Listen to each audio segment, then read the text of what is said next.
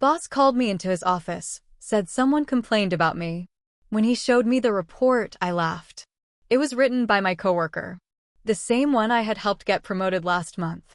Hey everyone, I never imagined I'd be sharing this, but I need to get it off my chest. I've been working at a mid-sized company in downtown Chicago for about 5 years now. It's one of those places where everyone knows each other, and office politics can get pretty intense. About a year ago, we had a new guy join our team. Let's call him Mark. He was in his late 20s, tall, with dark hair and a confident demeanor. Mark had this way of making everyone feel at ease. He was always cracking jokes and bringing a positive vibe to the office. We hit it off immediately. I showed him the ropes, introduced him to colleagues, and we often grabbed lunch together at a nearby deli on Clark Street. Mark was ambitious and eager to climb the corporate ladder. He confided in me about his career aspirations, and I offered him advice based on my own experiences. When a managerial position opened up in our department, Mark was hesitant to apply, thinking he lacked the necessary experience.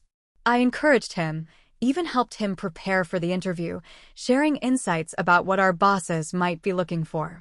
To my delight, Mark got the promotion. He was over the moon, and I was genuinely happy for him. It felt good to see someone I mentored succeed. Our friendship seemed solid, and I believed we had mutual respect for each other. Fast forward to last month. I was going about my usual tasks when I received an email from HR requesting a meeting with my boss, Mr. Reynolds. The subject line was vague, just stating it was about a workplace concern.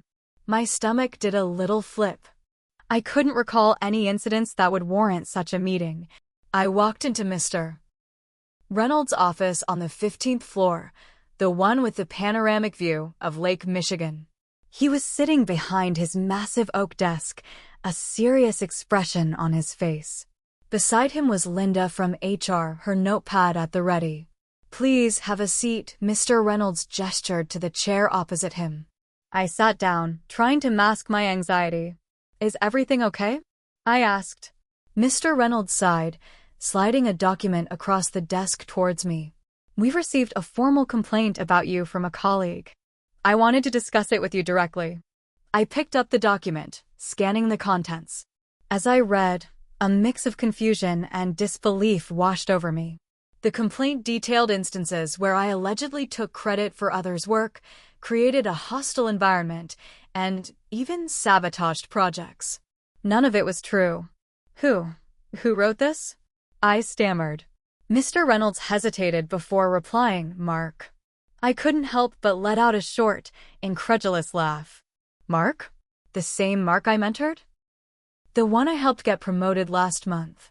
Linda from HR interjected gently, "We understand this is surprising. That's why we wanted to hear your side."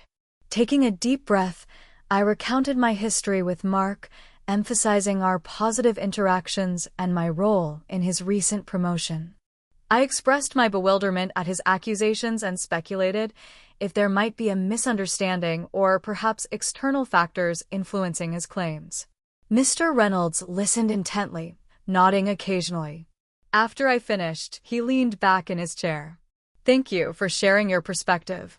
We'll need to conduct a thorough investigation, speaking with other team members and reviewing project records." I nodded, still grappling with the shock. "I understand." The following weeks were tense. HR interviewed various colleagues, and I noticed Mark avoiding me in the hallways. The camaraderie we once shared was replaced with an awkward silence. Eventually, the investigation concluded. Mr. Reynolds called me back into his office to inform me that the claims were unsubstantiated. He apologized for the stress caused and reassured me of my valued position in the company. As for Mark, he was given a formal warning and was required to attend workplace ethics training.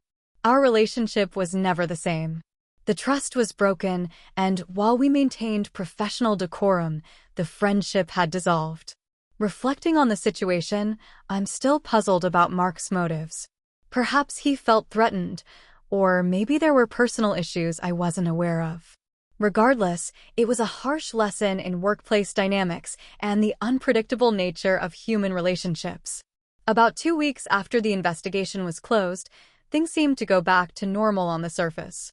But if you've worked in any office long enough, you know when something's off. People started acting strange around me. Not all at once, but little things. Fewer smiles. Awkward silences when I walked into the break room. Conversations would stop mid-sentence. A few folks who used to invite me to after-work drinks stopped including me. At first, I thought maybe it was just people keeping their distance after the HR stuff, trying not to get involved. But then I overheard two coworkers, Clara and James, whispering in the hallway near the elevators. "He's still here," James muttered. Clara responded, "You didn't hear?" Mark said he got a warning but told HR he wasn't the only one doing shady stuff. Apparently, there's a file with more names. I stood frozen for a second, hidden around the corner. A file? More names? That wasn't in the report I saw. My hands clenched. I had no idea Mark had taken things further. The next day, I confronted Mr. Reynolds. I waited until lunch when I knew most of the office would be out and walked right into his office. "I need to ask you something off the record," I said. He looked up from his screen. "Okay. Did Mark say anything else during the investigation? Anything about a file? Other names?" His eyes narrowed slightly. "That's confidential." I stared at him. "So that's a yes." He sighed, rubbing his temple. He did mention that some practices in the department were unethical and hinted that it wasn't just you. He didn't name others directly, but he said he'd provide more information if needed. I felt like I had been punched in the gut. So he tried to drag others down with him? "It appears so," Mr. Reynolds said, not meeting my eyes. But without real evidence, we couldn't move forward with it. That night, I couldn't sleep. I kept going over everything in my head, our conversations, the times we worked late together, the praise I gave him. It all felt fake now, like he had been playing some long game. Then, a few days later, an anonymous email popped up in my inbox. Subject: "Thought you should know message. He's not done. HR doesn't know everything. Check the shared folder, Budget 2022. There's a subfolder with hidden files. He's saving stuff for later." I froze. My heart started racing. I opened the shared folder mentioned in the email. It looked like a standard finance directory. But when I turned on hidden items in the settings, a small grayed-out folder popped up near the bottom, Meeting Notes Personal. Inside? Screenshots, emails, Slack chats, out-of-context messages that looked suspicious if you didn't know the full story. And not just of me.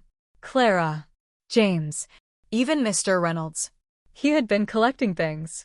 Slowly, quietly. I felt sick. I immediately copied the files and took screenshots. I didn't know who sent the email, but it confirmed what I had feared. Mark wasn't just trying to get ahead. He was preparing for something bigger. The next day, I sent everything to Mr. Reynolds and HR. They called an emergency meeting. But that's where things took another turn. Because when I got to the meeting, Mark was already there. And so was the company's legal counsel. And Mark? He looked calm. Too calm. So I walk into that conference room expecting to drop a bomb on Mark. I had the hidden files, the anonymous tip, everything ready to show. But the moment I stepped inside, the vibe was completely off. Mark was sitting at the table like he owned the place, arms crossed, looking bored. Mr. Reynolds looked uncomfortable, and Linda from HR wouldn't meet my eyes. The company lawyer, a sharp-looking woman named Denise, nodded at me as I sat down. Before I could even open my mouth, Mark spoke. "Glad you're here," he said with this smug smile. "I figured you'd want to be part of this discussion." I raised an eyebrow. Discussion about what? Mr. Reynolds cleared his throat. "It seems Mark has submitted a formal counterclaim. He alleges that you've been accessing his personal work folders and collecting information without his consent." I blinked. "What?" Denise slid a printed email across the table to me. It was a forwarded email. My own message to HR about the hidden files, with my screenshots attached. "He's claiming you breached internal privacy protocols," Denise said. Even though the folders were in a shared drive, his argument is that they were hidden for personal storage and not project-related. He's the one collecting shady crap on people. I snapped, louder than I meant to. He's the one who created those files in the first place. Mark leaned back, smiling. Can you prove that? And that's when it hit me he'd been planning this. The whole thing. The first complaint, the vague threats about others, the hidden files, even the folder name, meeting notes personal, was generic enough to seem innocent. It was bait. But I wasn't done. I reached into my bag and pulled out my work phone. I can prove it wasn't personal. Those screenshots? They include timestamps. Some were taken while he was in meetings with other people. There are Slack messages with coworkers that have nothing to do with his job. That's not personal. That's spying. Denise paused. Mr. Reynolds frowned. But then Mark pulled out his own folder. And I have email logs showing that I shared access to that folder with him months ago when we worked on Budget 2022 together. I froze. I had forgotten that. We did work together on that project. Back before any of this started. The folder wasn't even hidden back then. So technically, yeah, he might have a case. Denise sighed. This is complicated. I'm going to recommend we place both of you on administrative leave until we can sort this out. Mark nodded like he expected it. I wanted to scream. So that's where I am now. At home. Waiting.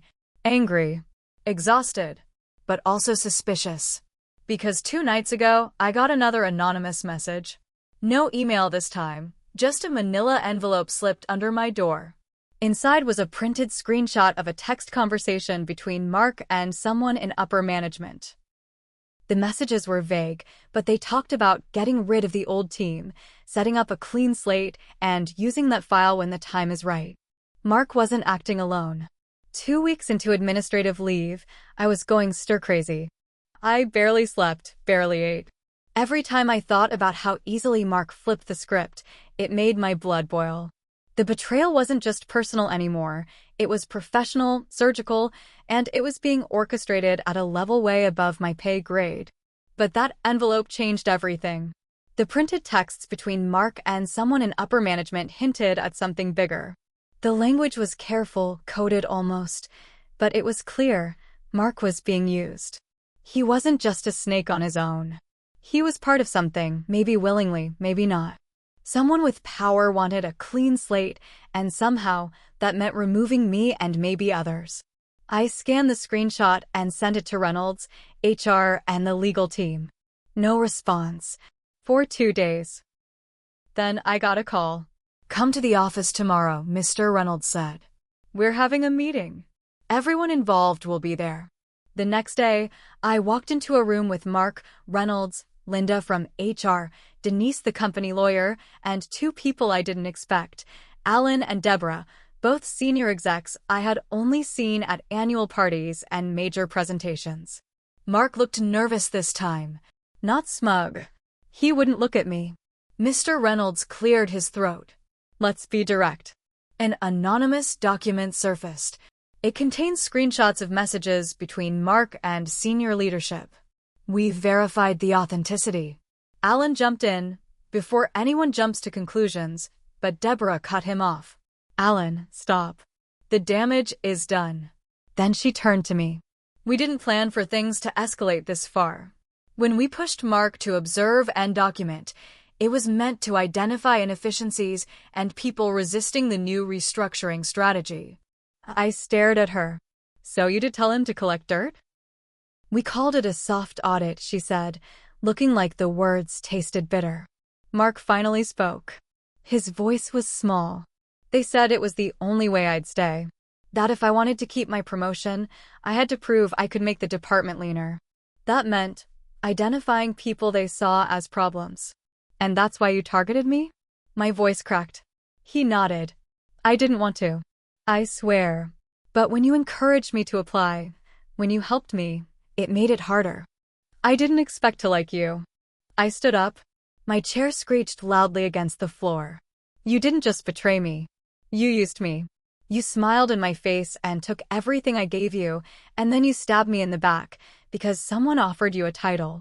No one's denying responsibility, Reynolds said carefully. But this can't stay internal anymore. Legal's involved. There may be terminations. Mark sat frozen. Deborah looked like she had aged 10 years in 10 minutes. We crossed a line. And we'll accept the fallout. Then something strange happened. Linda from HR, quiet, serious Linda, spoke up. I told you this would backfire. I told you using employees to spy on each other would create rot. But no one listened. Because you wanted fast results. Well, congratulations. You got them. The room went silent. And then Mark broke down. Right there. His face crumpled. He wasn't crying like a child, he was crying like a man who realized too late he'd sold his soul for something worthless. I thought this job was my shot, he sobbed. I thought if I just played along, I could finally make something of myself. I didn't know it'd feel like this. I couldn't look at him. I just turned and walked out. Mark was let go a few days later. Deborah resigned quietly. Alan was reassigned, whatever that means. The company issued a vague statement about restructuring gone wrong and corrective measures. I was reinstated. They asked me to consider taking a leadership role. I declined. The damage wasn't just to my job. It was to my trust, my view of loyalty, of mentorship. Clara, James, and a few others reached out. Some apologized for distancing themselves. Others just quietly resumed conversations like nothing had happened. I didn't hold grudges, but I remembered. Mark emailed me once. A long, rambling message about regret, fear, and how he wishes he'd handled things differently. I didn't reply. I still work at the same company, but I keep my circle small now. I help when I can, but I no longer mentor blindly. Not because I'm bitter. Because I'm cautious. There's a kind of betrayal that doesn't just cut deep, it warps your sense of judgment. I've learned to trust slower. Listen more. Watch closely. I don't hate Mark. But I'll never forget what he did. And I'll never ignore my gut again. Am I hopeful? Maybe. But not the naive kind of hopeful. The quiet kind. The kind that rebuilds, brick by brick, when no one's watching.